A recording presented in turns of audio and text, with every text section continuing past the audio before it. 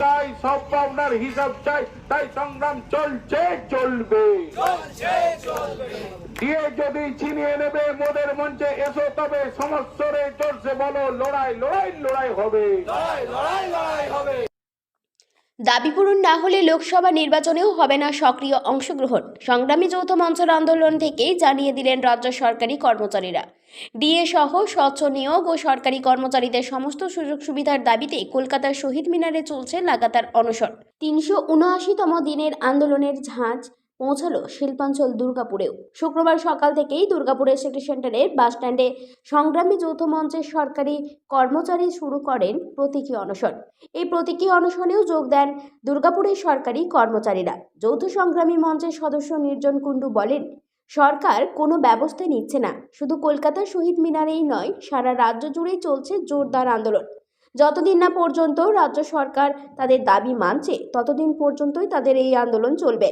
আসন্ন লোকসভা নির্বাচনের আগেও তাদের দাবি পূরণ না হলে তারা নির্বাচনের কাজে সক্রিয় অংশগ্রহণ করবেন না। 4% ডিএটা খুব একটা বড় ব্যাপার নয়। বড় ব্যাপারটা হচ্ছে যে এআইসিপিআই অনুসারে যে ডিএ দেবার যে ভারতবর্ষে সরকারি কর্মচারীদের যে সাধারণ আইন আছে, সার্ভিস রুল আছে, সেই অনুযায়ী একটা স্থায়ী আদেশনামা তাকে বার করতে হবে।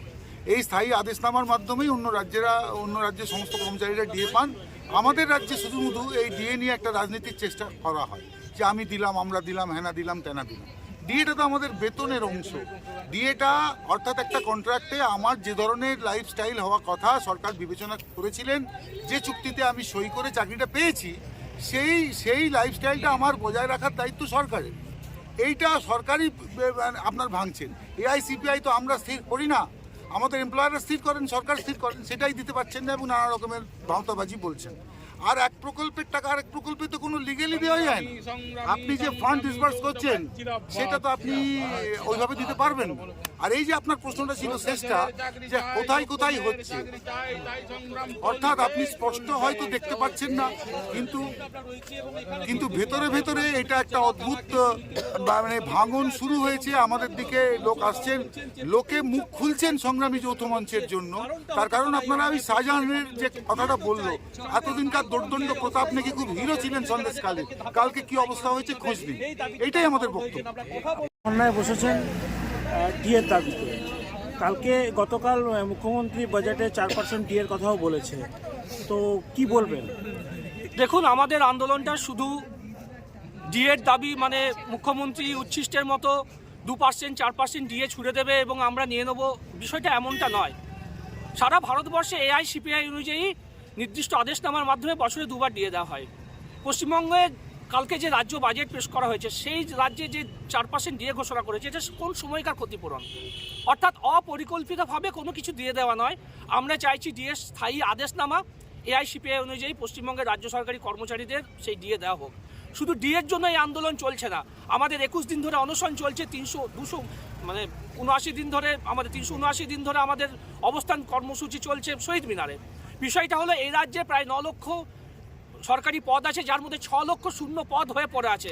6.5 লক্ষ প্রায় পশ্চিমবঙ্গে এত শূন্য পদ পড়ে আছে, সরকারি পদ। চাকরি কোথায়? যে কটা চাকরি হচ্ছে সেখানে স্বচ্ছতার অভাব। প্রাক্তন শিক্ষামন্ত্রী জেলে আছেন, আমাদের শিক্ষিত ছেলেমেয়েরা রাস্তায় ধর্নায় বসে আছে প্রায় 2 বছর ধরে। আমরা সামগ্রিক বিষয়গুলো নিয়ে আমাদের এই আন্দোলন চলছে। আমরা দেখছি যে অস্থায়ী কর্মচারীরা, তাদেরকে কৃতদাসের মতো খাটানো হয়, তাদের সঠিক বেতন পরিকাঠামো নয়। আমরা চাইছি তাদের যোগ্যতার নিরিখে স্থায়ীকরণ করা হোক। স্থায়ী পদগুলিতে যে শূন্য স্থায়ী পদগুলি আছে সেখানে স্বচ্ছভাবে নিয়োগ করা হোক এবং পশ্চিমবঙ্গের রাজ্য সরকারি কর্মচারী শিক্ষকদের যে ডিএ আছে তা এআইসিপিআই অনুযায়ী স্থায়ী আদেশনামার মাধ্যমে দেওয়া হোক।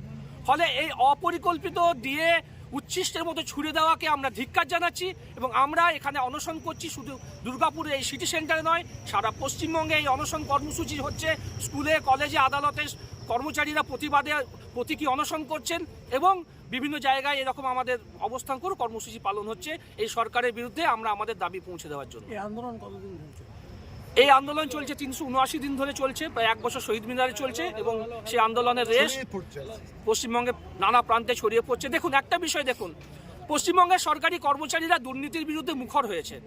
আমরা প্রথম ধরি এই সরকার কিভাবে দুর্নীতি করে জনসাধারণকে ঠকিয়ে জনসাধারণের মাটি মানুষের সরকার চালাচ্ছে বলে দাবি করে, বিভিন্ন প্রকল্প চালাচ্ছে বলে দাবি করে। কিন্তু এরা এক প্রকল্পের টাকায় আরেক প্রকল্পে, আরেক প্রকল্পের টাকায় আরেক প্রকল্পে, অর্থাৎ মানে অপরিকল্পিতভাবে দুর্নীতিকে প্রশ্রয় দিয়ে সরকারি যে খাতের টাকা সেই টাকাকে নয়শয় করছে। নাই যে সমস্ত ছেলে মেয়েরা 1000 দিন উপরে বসে আছে, যাদের প্যানেলের নাম থাকা সত্ত্বেও সরকার তাদেরকে চাকরি দেয়নি, এগুলো অন্যায় কাজ হচ্ছে। আমরা বলছি অফিসে, আদালতে, হসপিটালে, ডিএমসি অফিস থেকে শুরু করে বিভিন্ন অফিস, সরকারের যে সমস্ত অফিসগুলো আছে সেই অফিসগুলোতে আপনি রিক্রুটমেন্ট কেন করেননি? 13টা বছর ধরে রিক্রুটমেন্ট হয়নি, তাদের বয়স বেড়ে 40 পেরিয়ে গেছে, 40 পেরোলে আর সরকারি চাকরি পাওয়া যায় না। তাহলে সরকারটা চাইছেটা কি? সরকারি ব্যবস্থাকে পরিপূর্ণভাবে ধ্বংস করা ছাড়া আর কিছু নয়। আমরা বিদ্রোহ করেছি ওই জায়গাতে, কারণ পশ্চিমবঙ্গটাকে বাঁচাতে হলে ছেলে মেয়েদের চাকরি দিতে হবে। শুধু চাকরি দিয়েই ক্ষান্ত থাকলেই চলবে না, যারা চাকরি করবে তাদের বেতনটাও ঠিকভাবে দিতে হবে। এই সরকার সরকারি কর্মচারীদেরকে বেতনটাও ঠিক মতো দেয় না। যেখানে এগিয়ে বাংলা স্লোগান দেওয়া হয়, আপনাদের কাছে এগিয়ে বাংলার একটা উদাহরণ তো রাখতেই হবে। দুর্গাপুর থেকে কৌশিক বাসুর রিপোর্ট, 99 নিউজ বাংলা।